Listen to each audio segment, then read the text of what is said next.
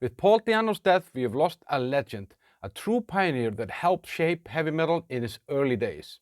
And I was lucky enough to see him in December 2023, but little did I know back then that this would be one of his last concerts ever. So in this video I'm going to take you inside one of Paul Di'Anno's last concerts that actually took place in a tiny little community house in a 30,000 people village in the Czech Republic with a Brazilian backing band singing in a wheelchair. Now, Paul Di'Anno had a very long career that went across multiple kind of subgenres of metal. It's not just Iron Maiden, there is much more to it. But of course, he's best known for what he did in Iron Maiden. It was groundbreaking at the time, and he had this unique and sort of reckless vocal style that was different from most other bands that were doing something similar at the time. But it wasn't just his vocal style that was reckless. The guy seemed to be kind of off the rails, and that eventually got him kicked out of Iron Maiden. And there were still some signs of it when I went to see him in this concert last year. When I drove to that concert on a cold December night late last year, I never had the idea that this might be one of his last shows. I had some weird idea and a wet dream that he might join Iron Maiden on stage on this Run For Your Lives tour. That had been some pictures of him and Steve Harris and Bruce Dickinson, and they seemed to be mending things. There were rumors that Steve Harris was helping him financially with his medical issues, so there was some hope that this guy might come up on stage and sing, Running Free or something with Iron Maiden, at least on their UK shows.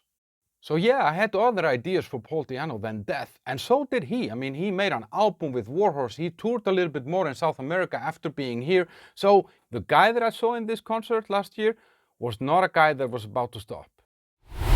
I was always a Paul Di'Anno man. I mean, the first album that I heard actually with Iron Maiden was Number of the Beast, but then I went backwards and then I heard this guy and I was like, what the fuck is this? This voice was so different. He was short-haired. He had this kind of punkish rawness, I don't give a shit attitude. And it just really appealed to a young boy / teenager, let's say.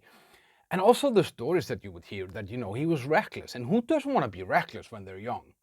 And it's obvious that the struggles that got him kicked out of Iron Maiden in the first place, they kind of stayed with him. I mean, he struggled both personally and of course musically, maybe because of his personal issues. And you might wonder what would have happened if he would have cleaned up his act. But on the other hand, one has to respect the effort. I mean, a lot of people would have given up much earlier, but Paul Di'Anno, he kept on going to the final minute. So when I heard about this gig, I knew I had to go. This guy played too big of a role in my 40 years as a metalhead to not go and see him. Now, the venue was a tiny little community house in a small town called Kolín in the Czech Republic, and the crowd probably between 50 and 100 people. Not exactly something one would see as appropriate for one of heavy metal's greatest heroes. But the thought came to my mind, this is maybe just where he belongs. Maybe he just sucks and he's exactly in the place where he deserves to be. So when I got there, I was both worried and excited. I mean, I'd heard about the health problems, the wheelchair, but on the other hand, I knew that the setlist would be iconic, and I mean, let's face it, it was fucking Paul Di'Anno. So standing in the crowd, I watched as Paul Di'Anno from Iron Maiden is helped on stage in a wheelchair by an assistant that I think now is probably one of the most patient persons in the world. More on that later. Now, sitting in a wheelchair on that stage was a man that wore the scars of his life on his body. He had well-documented health issues. Based on his appearance, he was clearly a man that had not always made the optimal choices when it came to food, drinks, and other substances. Now, before the show, Paul started by excusing his voice, saying that he had a lung infection, and he was hoping that some of the booze that he had on a table next to him would help him get through the show and fix his voice. But then he yelled out, "Does anyone have any cocaine?" because that would be the magic cure for this lung infection. So there I was, watching my idol, realizing he still has the same demons that got him kicked out of Iron Maiden 42 years ago. So of course I was curious, can the guy even sing like this? And let's find out. Here's a clip.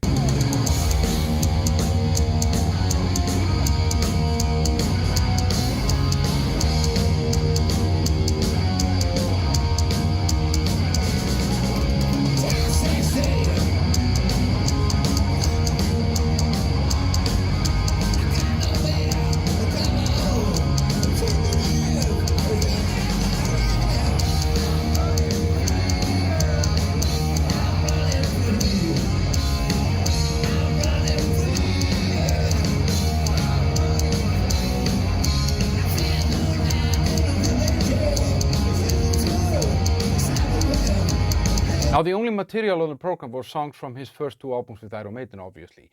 And these are songs that we know every single tone, we know every word, everything. So it's a big challenge for him to live up to that because he set the standard so high back in the days when he sang it on the albums.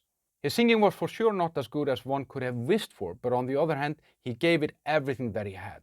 And to his credit, the guy came on stage with all his demons, his recklessness, his wildness, all that stuff was up there with him, and he didn't seem to give a shit about the fact that the house was closer to be empty than full, which I actually blame on the promoter. It's a really shitty promoter. I've been there before, he never does a good job.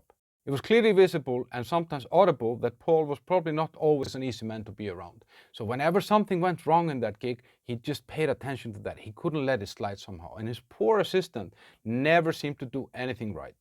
And as a testament of that, then during Transylvania and Genghis Khan, Paul rolled himself on the wheelchair to the side of the stage. I kind of thought he was there to catch his breath and let his vocal cords rest a little bit. But no, he passed on to his assistant to bring an ashtray so that he could take a smoke during those songs. As some of you might know, I do these concert reviews quite frequently where I review concerts that I saw, but it's usually something that I saw last night or last week or something like that. Not sure why I didn't do that back in December when I saw this. I think it is because I was so sure that I would be seeing this guy sooner than later again.